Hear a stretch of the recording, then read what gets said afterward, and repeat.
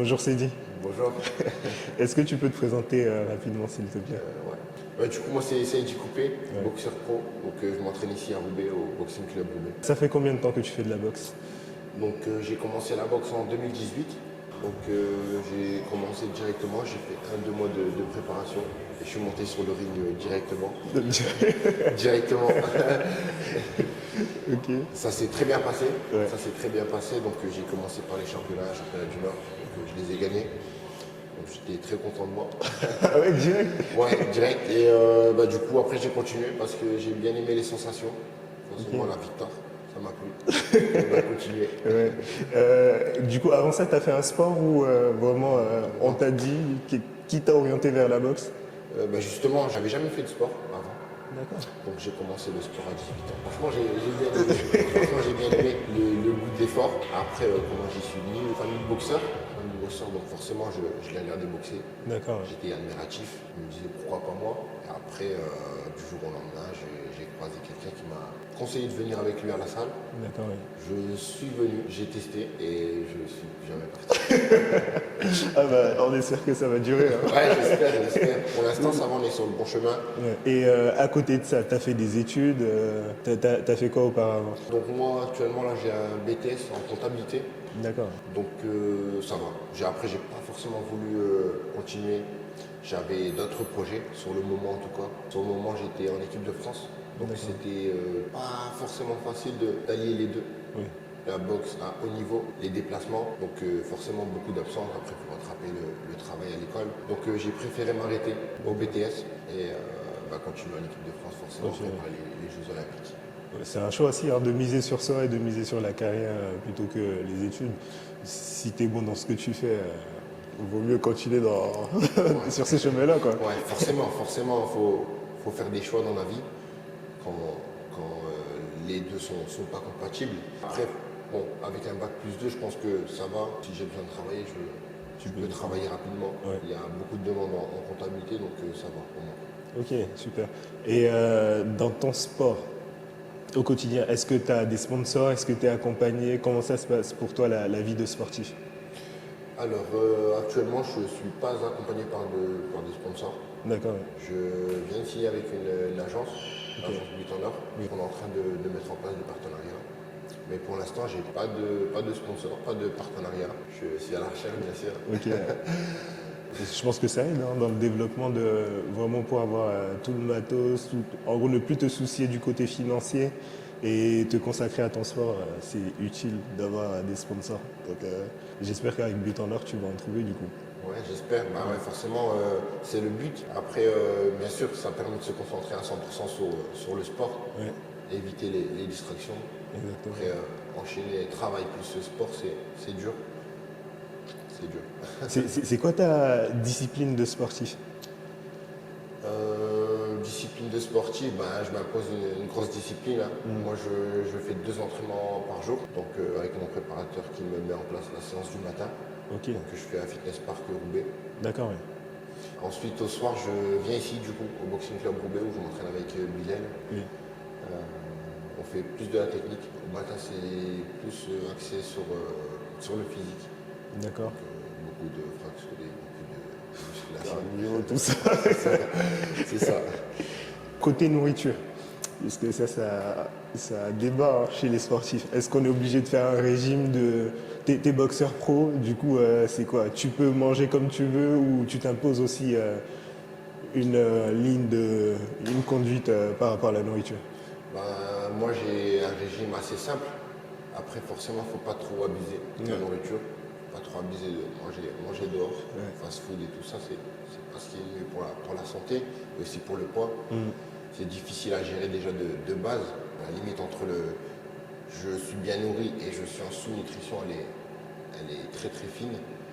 Moi, pour l'instant, ça va, le poids, j'arrive à gérer. Après, je commence à avoir de l'expérience, on va dire. Maintenant, ça fait 7-8 ans que je boxe. Je suis toujours au même poids. Ok. J'arrive à gérer. Donc ça va. Du coup, selon ton poids, il y a des catégories, c'est ça? C'est ça, c'est ça. Parce que je connais pas trop. En pro, je suis à moins de 90 kg 700. D'accord. En amateur, c'était 92. Mais pas si gros écart que ça. Ok. C'est gérable. Pour quelle taille? Je fais 1m92. 92. Ah ouais, non, c'est bien, ouais. Ok. Et j'avais une question concernant ta plus belle expérience que tu as vécue aujourd'hui avec ton sport. C'est quoi? Plusieurs références. D'accord. Forcément, ma première année en élite, où je suis encore dans l'insouciance, dès le début de saison, je pars en compétition à l'international, à l'étranger. Je réussis à faire finaliste. Donc là, je commence à me dire que les choses deviennent sérieuses. Ensuite, j'enchaîne avec les championnats. Ok. Championnat, je gagne du coup les Hauts-de-France. Je fais demi-finaliste au championnat de France pour une première année, donc c'est bien. Ensuite, j'enchaîne avec un autre tournoi international à Paris que je gagne, Satur Montana. Donc là, je vois que ça commence à prendre. Ensuite, première convocation à l'équipe de France dans la foulée. Donc là, voilà, le mindset il change là. C'est ça. Donc je passe du mec qui découvre au mec qui beaucoup de gens croient qu'il tu peux aller loin, quoi, c'est ça. Et du coup, c'est ça. Ensuite, plus récemment, c'est mon titre de champion de France. Donc après 3 participations, après du coup 2 demi-finales, je réussis à gagner les championnats de France. Ok. Donc forcément beaucoup d'émotions, beaucoup de sensations. C'est ça. Hein. Ouais, franchement, ça fait plaisir.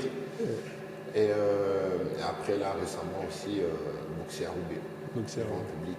Ah oui, devant le public Roubaisien rempli. J'ai vu dans les stories. Hein. Ouais, franchement, c'est beaucoup de monde. Ouais. Beaucoup de monde. Voir les gens les gens qu'on croise tous les jours qui t'acclament, pas qui t'acclament, qui salue qui t'encourage. Franchement, ça fait plaisir, ça motive. Ça motive.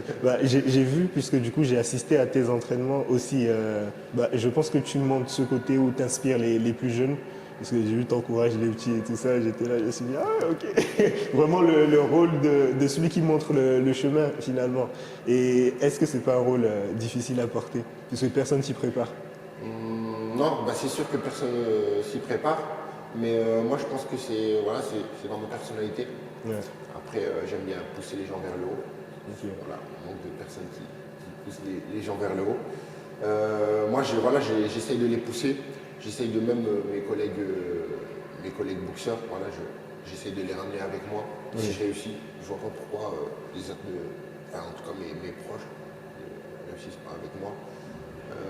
Après j'essaye d'inculquer aux gens le goût de l'effort. Forcément, quand on est boxeur, il faut être prêt à monter sur le ring. Après on prend des coups sur la tête.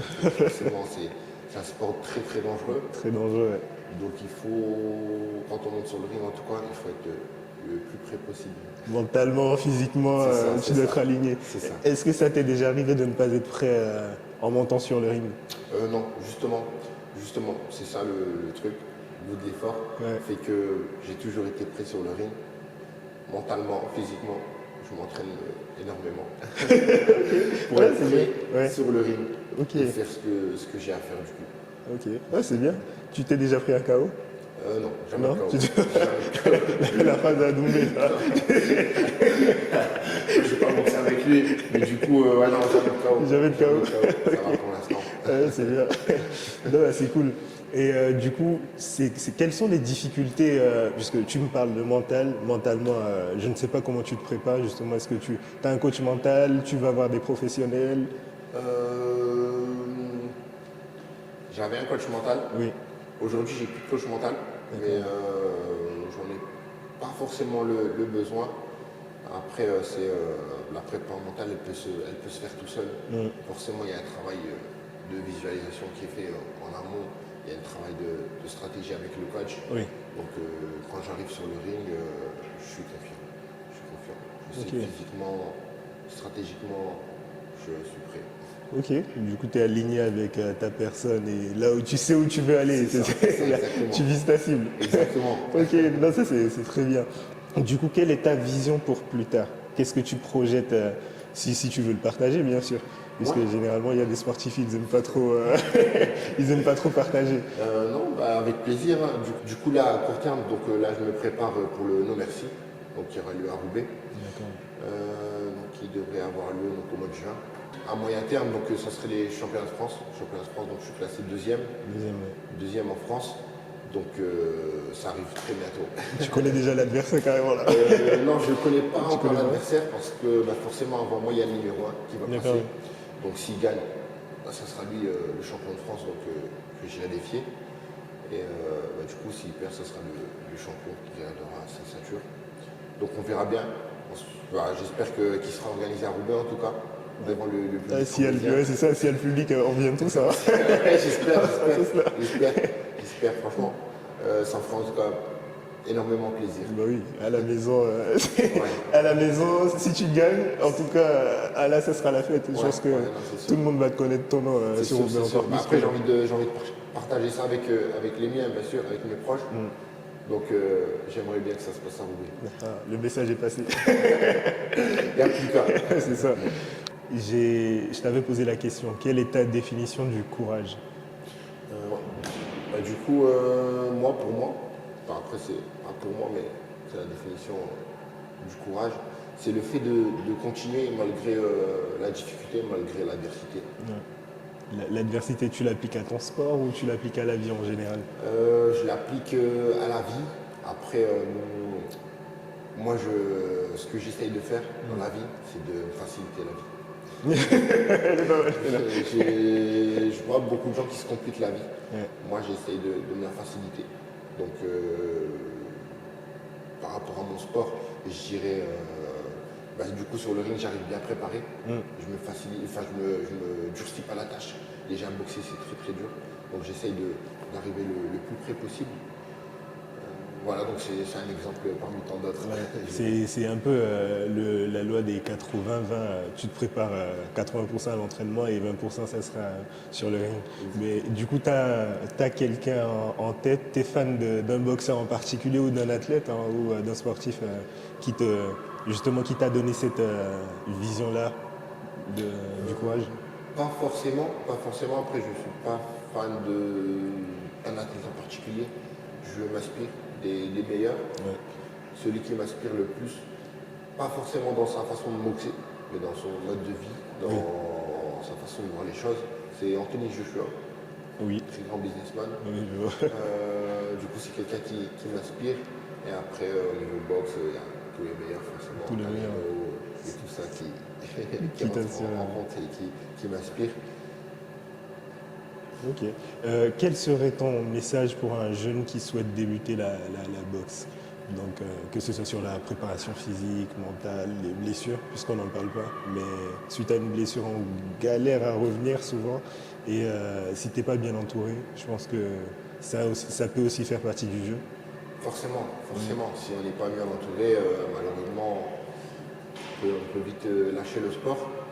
Si j'avais un conseil à donner à quelqu'un qui veut débuter, je pense que le meilleur conseil, c'est de se lancer. Donc peu importe la pratique qu'on veut faire, que ce soit en compétition ou en loisir, la boxe, en tout cas l'entraînement de boxe, ne se résume pas à monter sur le ring et se taper pendant 2 heures. Donc il y a énormément de choses. C'est l'image qu'on a, c'est vrai. Ouais, c'est sûr. C'est souvent que je parle avec des gens qui veulent commencer la boxe, qui disent j'ai pas envie de prendre de coups. Ouais. Je leur explique simplement que la boxe, en tout cas l'entraînement de boxe, c'est pas seulement se prendre des coups.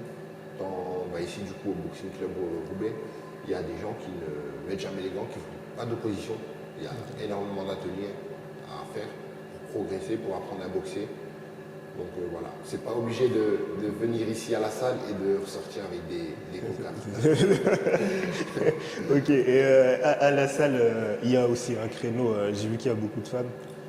Du coup, vous avez des créneaux dédiés, tout ça, parce que ce serait bien aussi de montrer que derrière ce sport, il n'y a pas que des hommes et juste des enragés, tu vois. C'est ça.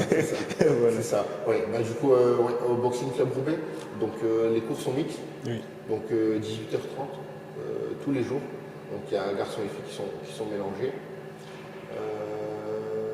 Mais il y a aussi, un créneau 100% filles, Oui.